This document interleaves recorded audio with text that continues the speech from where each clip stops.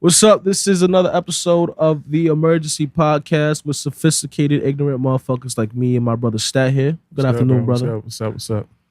We have a lot to discuss today. It's a full itinerary. Shout out to everybody that tuned into the last episode. Shout out to Trent who was here. You feel me? Got like 90 plus views right now, so that's a good stepping stone for us. Yeah, for real. Happy about that. Yep. So that's beautiful. We appreciate all the love and support. So you feel me? Share that shit. Tell your friends. You feel me? Tell the people you don't like. Tell your enemies. I don't care. All press is good press, as they say. For real. So we got a lot to talk about. First, we're gonna discuss not really news. If you don't know, this is fake news with Stat and O. We pretty much pick something that happened throughout the week, and we see if it's news or not, or if it's newsworthy. So, Kim Kardashian meets President Trump to discuss prison reform. That's the first. How do you feel about that first before I get to the question? I mean, I guess I kind of understand it because I know she's going for Kanye, so she's like, it's like somebody just sending out somebody that can communicate their points for them because they can't make it, or like I don't know, like we were speaking about before, like Kanye has an album coming out and stuff like that. He just finished having a little situation with Donald Trump, so I figured if he can send Kim or whoever else, like if he's sending a brother or whoever to speak to Donald Trump, I guess on the surface with that it does make sense, but if you dig deeper into it, you kind of look at it and it's like, why is Kim Kardashian being the quote unquote big fish for the situation? It's like, what connection do you have to prison or prison reform? So I don't think she ever had somebody that went to jail. Could you imagine Kim K saying free that nigga? I don't know anything. I mean, I don't really search into Kim Kardashian like that, but I know there's some people that probably say, oh, she had a long lost second uncle on her mom's side that would like, but again, it does kind of seem, yeah, it does kind of seem a little crazy, to with her being a person that's going to go there for him. But I ain't gonna lie, the petty motherfucker me was like, Kanye probably sent her to sell the pussy and fuck Donald Trump. I feel like that made more sense to me than them actually having any discussion of prison reform. I think Kanye was like, listen, you gotta go handle this business. Remember that scene in Hustle and Flow? Was that shit? When the white girl, he had to go get the microphone like that. Like, listen, I need you to go in there, do me a favor. I need you to take care of him for me. That was the whole point, you feel me? I'm pretty sure that was the whole way. That probably would have worked better than an actual conversation between them. But that's neither here nor there, I guess, with that. But now, here's my thing. Here's something that made me think. I started digging deeper in the whole situation. How influential are reality TV stars now that Kim K is sitting with the president? Because the only thing we know her for is getting destroyed on camera and being on reality TV. Right. And she got a seat in the White House. Yeah, I don't know.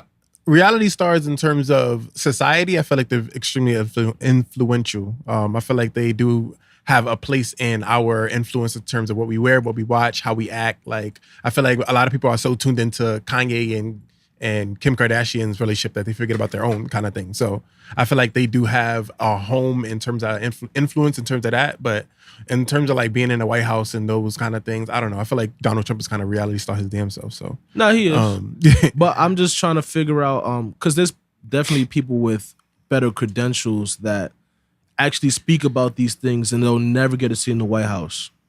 So it's kind of baffling to see Kim Kardashian, and I'm no hater. Like, get your money. You're very successful in what you do, and beautiful girl, whatever, whether it's natural or built, I don't care. Ant booty, that's none of my concern. My thing is, in a bigger scope of things, there's people that dedicate their lives to fixing prison reform, and they'll never get a seat in the White House, and all because she's fucking the right nigga right now. Sis is in the White House. I feel like that's the kind of world we live in terms of people go on a freaking social media and be retarded and get, trillions of followers, and people who doing good, graduated and, doing all the right things they're supposed to do don't get to see PhDs and masters. Never get a seat. That's not really what, I feel like that's kind of, not to like change the subject, but that's kind of what J. Cole was talking about. I know he did an interview recently as well. He was kind of talking about the same kind of thing. Like, I feel like the industry kind of knows what kind of things people are looking for or what gets them to the next level. So that's what they focus on more than doing what they're supposed to be doing. So I feel like for us, we might think of like, like going to college, getting a degree, getting a master's, PhD, all this stuff is what we need to get us to the next level. But for them, they're like, okay, if I can produce enough attention, get enough likes on this or that, like advertisers will come to me and I can get money that way. Basically. So, there's a lot of like, I guess, different avenues that people try to explore. But yeah, being a reality star is definitely one of them. Right, because when I was thinking about this question, I was like I was thinking about like how it affects my everyday life. I don't have cable, I don't watch TV, but it's crazy. Like when I hit up my friends, like on a Wednesday or Thursday, and around 8-7 o'clock, like the world shuts down. Everyone's watching Black Ink or Love It Hip Hop. You feel me? And it just goes to show like a lot of your favorite people in social media are these reality TV stars. You got Cardi B who's straying off that, but she's back in it. Erica Mena, Sin Santana, like all these people. Joe Budden, who had a run on Love and Hip Hop, who's very successful doing what we're doing right now as a podcaster, but he did dabble in that. So I feel like reality TV is like the new avenue. You feel me? Like a lot of people don't have talent, but if you can garnish a couple views and shit like that via TV, it works. So maybe we need a reality TV show. Yeah, that's what I'm saying. It's all about sparking interest. Whatever people are paying attention to, that's what people try to feed into. Listen, VH1, man, if you need an ignorant motherfucker, man, listen, I'm with the shits. I'll be whoever side nigga you need me to be that week or for the season. Do a little cameo here and there, shake somebody's hand. Well, matter of fact, I want to ask you a question because shout out to my zonedout.net, my radio show, each and every Friday, by the way. We actually discussed something and we had like, basically, Kirk is having a child behind Rashida's back. Right? Yeah, I'm into the whole Love and Hip Hop thing. Right. Because you, my girl. Right. So, how you feel about that? Like, what would you do? Every time I watch the show with her, I feel like I always tell her that I hate this show because I feel like I don't know how much you watch it, but I know Rashida's very. I want to say forgiving of the crap that he does. He does so many different things. Like he cheated on her. Now he's having a baby with somebody else. He doesn't appreciate the stuff that she do. So I feel like every time like he doing something, I'm like, when is going to be the cutoff point? Like when, like I feel like that's the worst thing that a guy can do. Like besides giving you a disease, like having a whole baby with another girl and you still taking him back. I'm like, you're never going to leave him then. Like but Rashida's old school, like she really like, but this is how the game used to be. It really used to be like niggas had kids on the side and shit like that. Not saying it's okay. Yeah. You feel me? I mean, now divorcing the motherfucker is a lot more accessible. But I feel like in the case where these two got divorced, Kirk would get the money.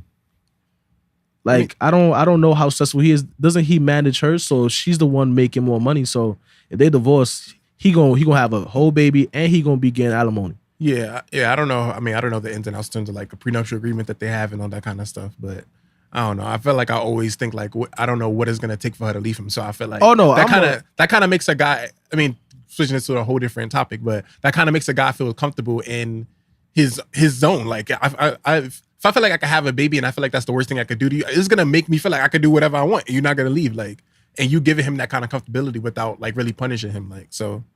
I don't know. I feel like that's a mistake that a lot of girls kind of make in terms of like not putting their foot down. I mean, keep watching this shit. Guys. Keep watching this shit. Support Rashida so that way when I cheat and have a baby on the side, I don't get cut the fuck off. I have no plans of doing that. But if I do and I can end up like Kirk, then hey, I want sis to keep the same fucking energy. That's what I want at the end of the day. Like for real. Like, oh, where you fuck with that shit? Copy.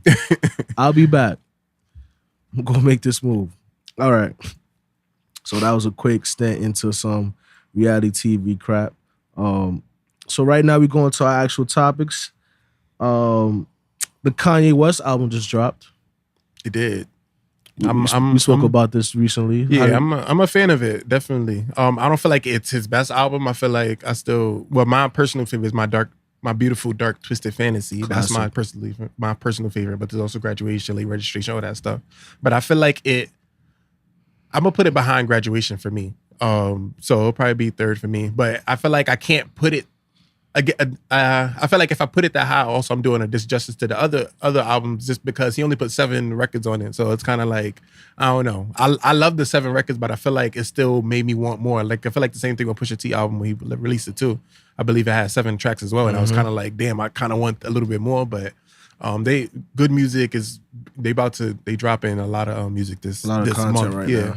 Yeah. So I guess I can't be too greedy with it, but I do like the album. I feel like it was very. I feel like kind of like what we were speaking about before. I kind of felt like it really wasn't the kind of album that I thought was gonna come out. I feel like it was gonna be more of like I don't know, more of like a revengeful kind of anger kind of tone. But I feel like it was more like sentimental, more like heartfelt, kind of sharing what he kind of been through with his life and how he felt in certain situations. So I really liked it in that manner.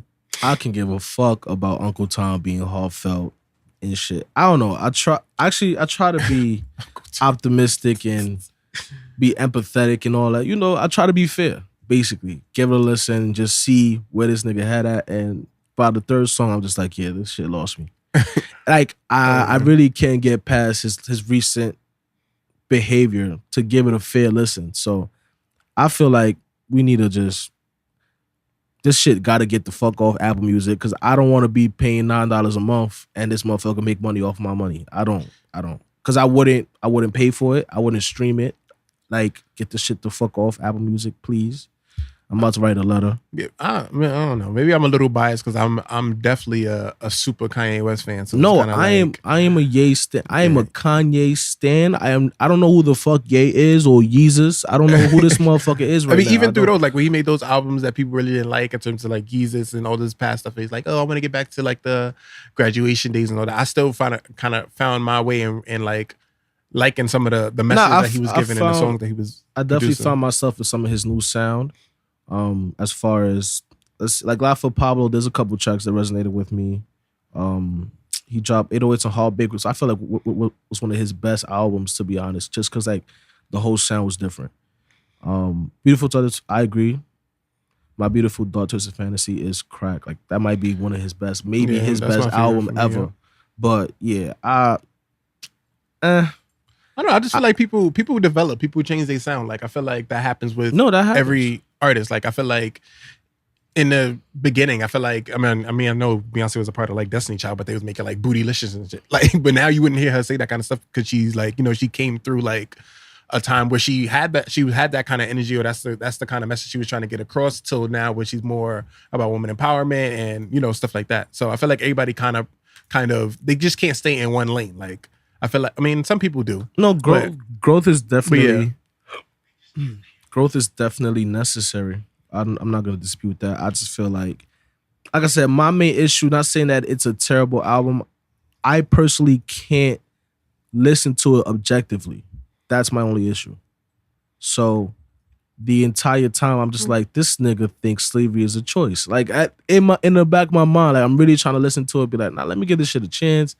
You know, no, my whole energy is like, nah, this motherfucker's off the rails. I can't. I guess this is kind of a side question, but I was talking to somebody about this recently too. But so the person I was speaking to, they like a super fan of Cardi B. So I was asking like, oh, so do you feel like if Cardi B went on TV and said something that really like applies to something that you care about? So let's say that, oh, I think that all black women are nappy headed and retarded, whatever. Would you stop listening to her content? Like would that influence your outlook on her music? Because I feel like for some people, it's not that they're listening to their music to support the person, it's that people can use music for different things. Like for example, I can use music for my workout, but that doesn't mean I'm trying to support them. They just, that song that they made is kind of, you know, influential for me in this context. So I guess I could just pose that question to you in terms of like, whoever's your favorite rapper, like let's say they got on TV and they did something that's egregious to your morals. Like, do you feel like that will affect your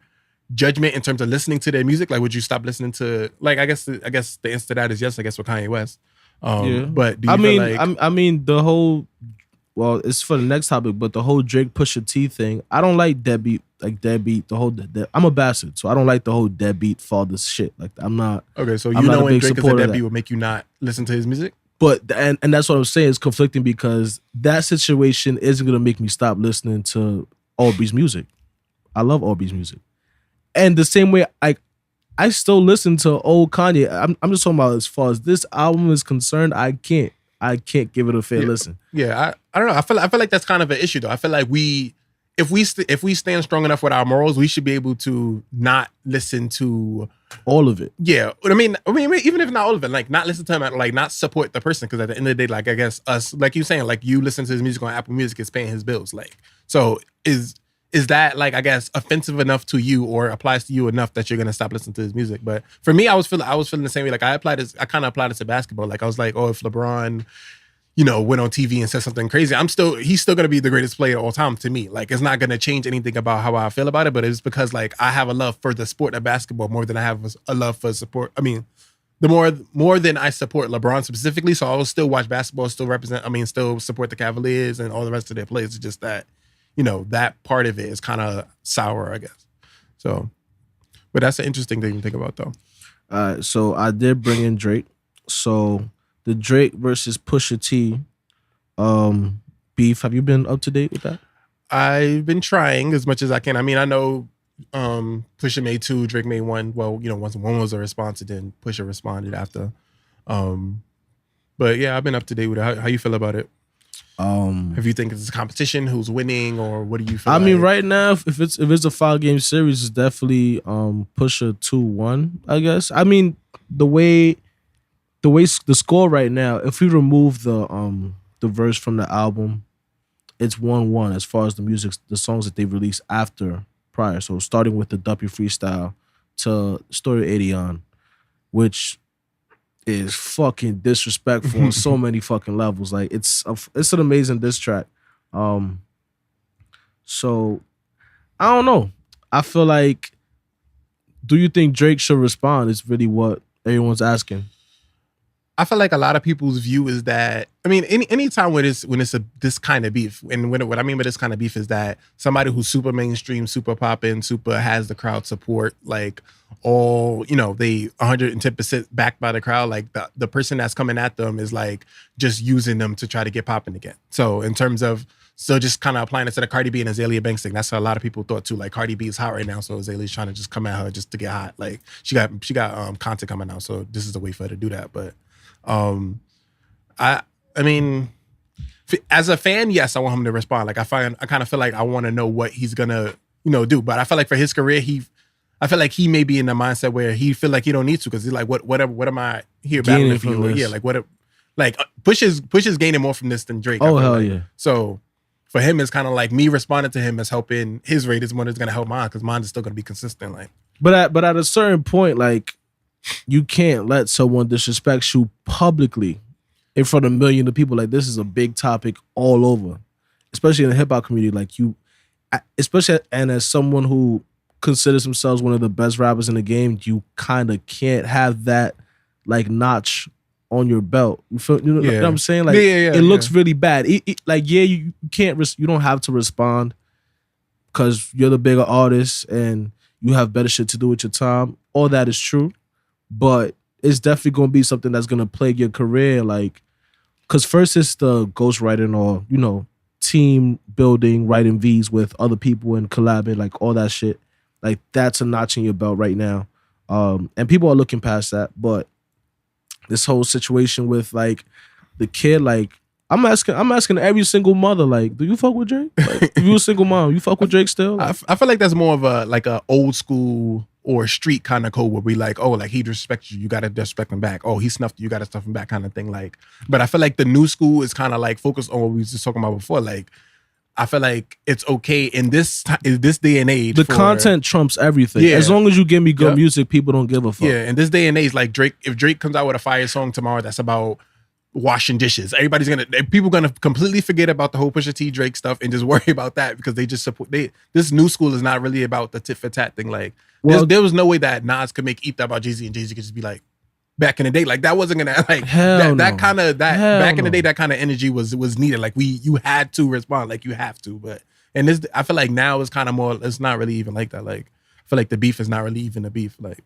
I feel like just the energy on social media alone just proves how fickle we are as people. Like everyone's like, oh, Duppy, Pusha T's done, it's over. As soon as Story 80 came out, complete 180. Everybody switched sides.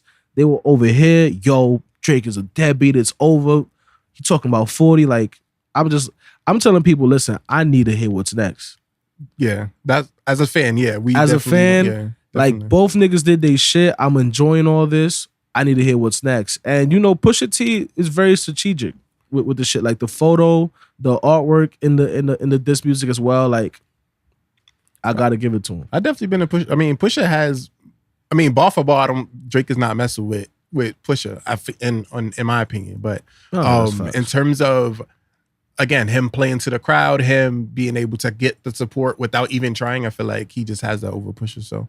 I don't know. I guess it's kind of an underdog kind of story with Pusha, but I feel like he's definitely winning if it's up to me in terms of this battle. I mean, supposedly, Kanye tweeted that he squashed the beefs. It's not to be seen. There's no confirmation yet, but he tweeted earlier today that he don't support beef. So we'll see what happens. Yeah. Like he didn't get into a battle with 50, but that's neither here nor there. All right. You feel me? Matter of fact, I don't have a dad. You think Drake could be my dad? Maybe. It's possible. Blackface, you know?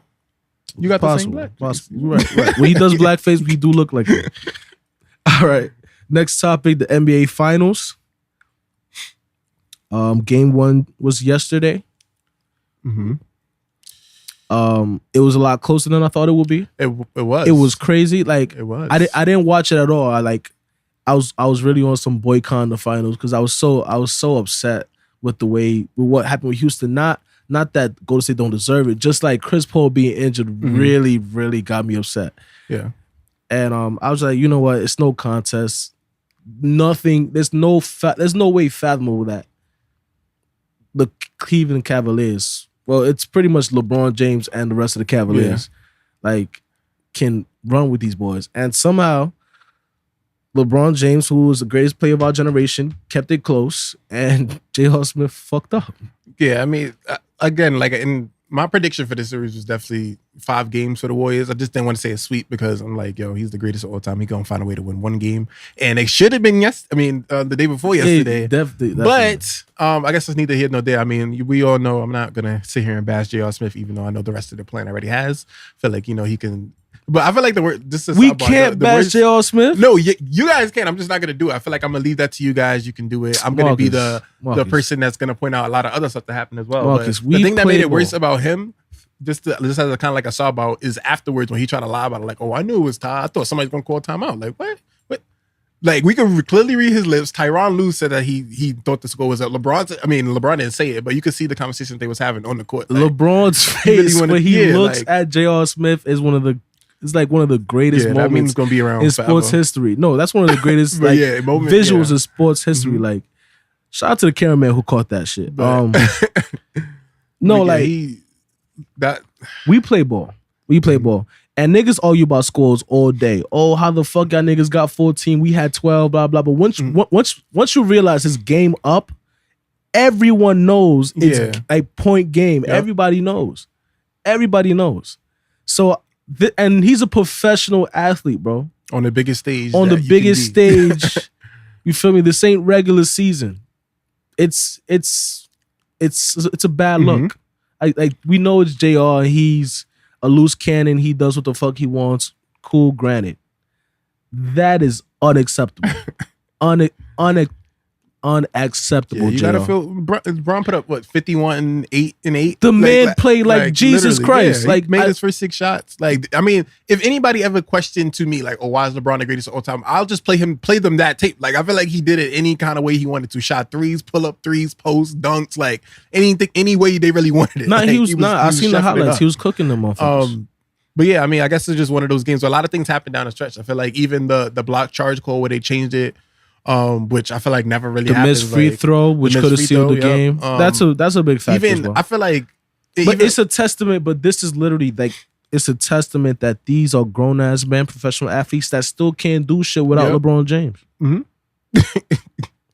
It's really getting. Oh man, you're lost for words. You're lost for words when you think about it, because like this, it would have been such a great story to watch him win that game 1 and see how the rest of the series goes.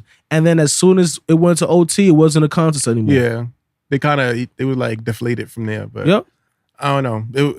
It was hard for me to even imagine, like, I guess before the series that they would win the game in the Golden State, but To be I feel like honest, that should have been their one. Like I feel like that even during watching the game, like when it was going to the fourth quarter, it was still close. I'm like, yo, like if Golden State withstands this punch, like I don't like this is LeBron's best punch. Like I don't know what else he could do more than a 51-8-8 game. Like so, if they take this punch, then this series is really over, and that's kind of how I feel. I'm still gonna keep the 5 games. I'm hoping he could probably win Game 4 in Cleveland. Yeah, he'll probably win one. But Game 5, I don't think they're gonna get back. So feel bad for my son. The worst part about this is that he's going to be 3-7 in the finals. This is going to fuel the fire. Other people like, oh, he's only 30% in the finals. Like I'm like, but like again, like you can't really blame. He scored 51-8-8 and they lost. So, but you're still going to blame him for like a 3-7 like finals record. I'm not talking this season, not me, but yeah, because listen, I'm pretty fair as far as the debates. I'm not going to hold this finals appearance against LeBron James. If anything, this supports the claim that he's one of the greatest players ever because he has no help at all.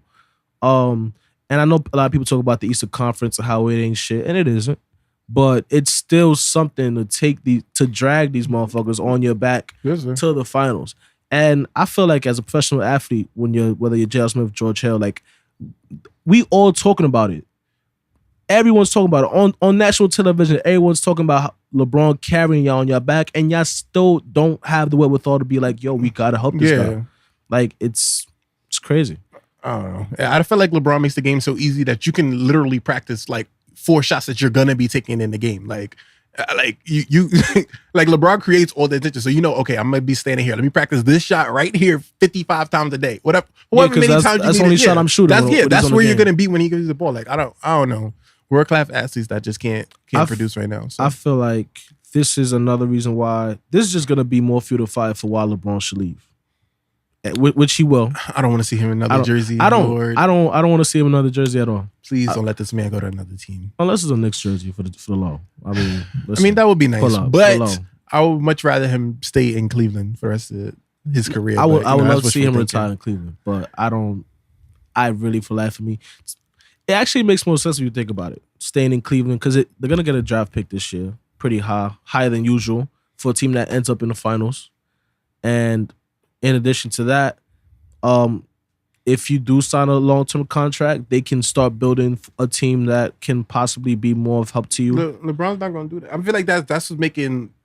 I still putting Cleveland in a kind of a hard situations because he's not signing any long-term contracts, so they don't really know how to adjust the team because they don't know if he's going to be there or not. Like if LeBron leaves, they're going to want to, move that draft pick to bring a new star player in. But if they know he's going to stay, they can trade that star player to bring in some help for him. But he kind of keeps signing these 1 or 2 years deals. It's kind of like, damn, like, are we going to have him long term? Should we invest in a rookie and try to bring him up or get a veteran? And then LeBron leaves like, what's the win having a veteran? Dan Gilbert has a very hard job. And it's crazy when you're the owner of the franchise, like you signed the checks, but the person who owns the team is one of your players. Yeah, that's really what it is. It's mind baffling, and he's a rich white man, so there's a little racism there. I can tell.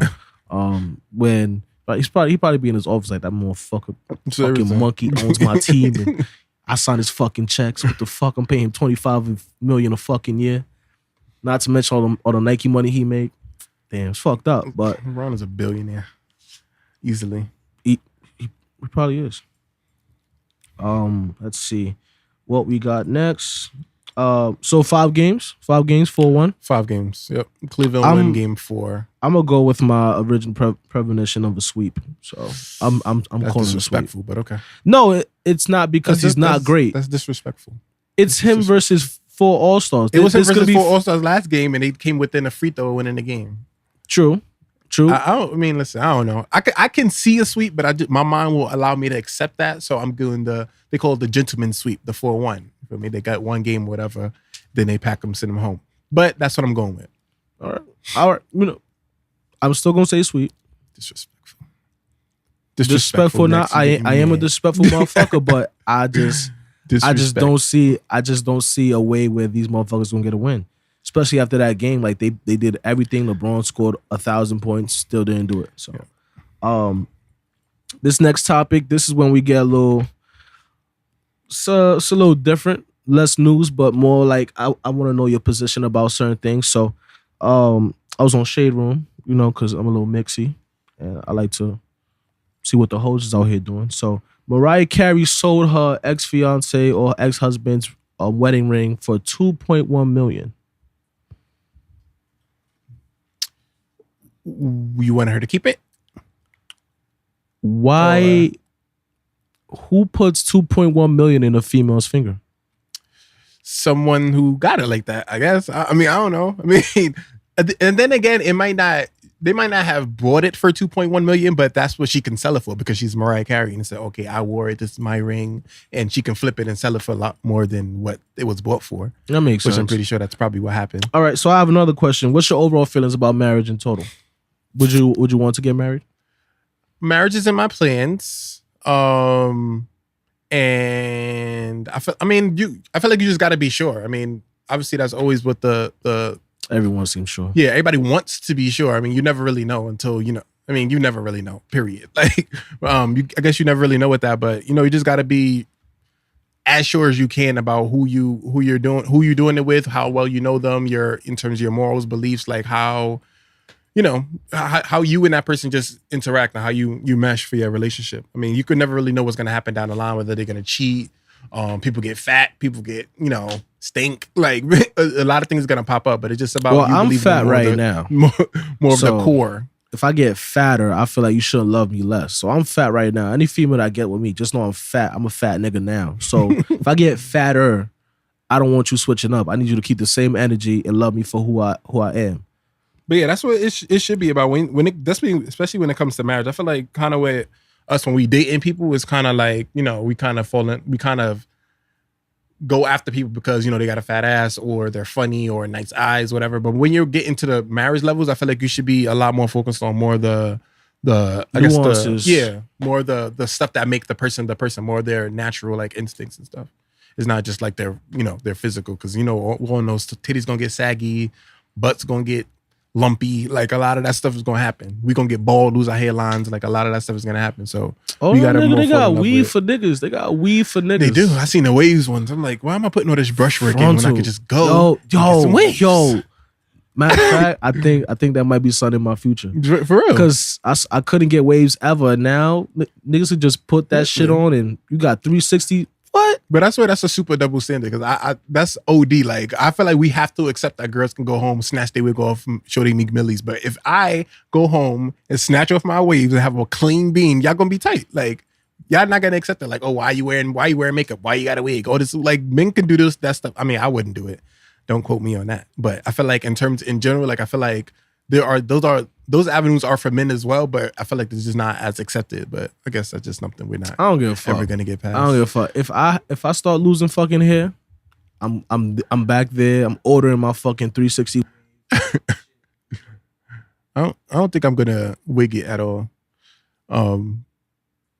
But if I don't know if I ever had to come to the point where I needed to, I guess I would. But I don't know. I feel like I'm gonna embrace me being bald and my balding. I feel like I can. At least you got a beard, motherfucker. Yeah, I mean, maybe, niggas out here doing worse. Yeah. Take it off my chin, smack it on my head, and maybe we'll be all right. This shit is fucked up. Baby face ass motherfuckers. All right. Roseanne. Racist ass. How you feel about that? What happened with that? So she had tweeted that black women are monkeys, some shit like that. Well, do you know Roseanne, like the TV show? Yeah. ABC, pretty famous channel. And they pretty much brought back Roseanne. They rebooted the show. And and yeah, she tweeted, I don't know the exact same tweet, I'll try to pull it up, but basically it was a racist tweet. So, and it was crazy. Wanda Sykes was actually a producer. She quit the show. She said she was returning to the show. Yeah, because of that. I think they canceled the show. Do we have confirmation of that? They canceled the show? I gotta check. I mean, yeah, we could look into that, but I mean, that's just not anything that comes up in current events or news is about racism. It just never really surprises me. I feel like we all kind of embrace the fact that racism is kind of like it's like an idea. It's a mindset. So it's never going to be racist. It's always going to be adapted by different people, changed in whatever way, or, we're not in the same racism in terms of like being in shackles and being on a damn boat, like neck to neck. But it still comes in forms of through speech. It still comes in forms of how people feel about certain things, or how people treat certain situations and stuff like that. It's always going to come about. So I feel like, it just never really surprises me. It may be a little surprising to some people that it's on national television. It's like on Front Street, but it happens each and every day behind closed doors, not behind closed doors. It still like happens. So it's just, again, it's something that's just not surprising for me because it's an idea. It's never going to be erased ever. So. Well, according to Shade Room, it was canceled. The show is canceled. All right. Well, little victories is all we can, little victories. But it's, I feel like we could cancel Roseanne, cancel Kanye album, man. Here we go. I'm still on that. I'm still on that. We gotta cancel it. I'm not joking. That was so last episode, like so. Nah, I'm playing. But yeah, all that is all about. I mean, I'm not even gonna get back into that. But Kanye had his reasons for saying that. I guess I just understood where that was coming from. So. But yeah, that was the last topic. That was pretty much the most relevant topic, to be honest. Wasn't really anything else that I can think about right now that was worth discussing. All right, so that was another episode of Mercy Podcast. Again, I want to say shout out to OS Productions, definitely a place where we do our podcast. It's definitely our new home. So we definitely excited to have a new home in the Bronx. If you need a place to do your podcast. Pay that man. Yeah, no, we definitely it ain't free. It ain't free. So definitely, you can hit us up. We got our podcast page as well. If you want to follow that, his production page is definitely on there as well. So YouTube page, YouTube as well. Our YouTube page is in the link on our podcast page as well. Definitely keep supporting us. Yep. Definitely keep supporting us. We're trying to get this started.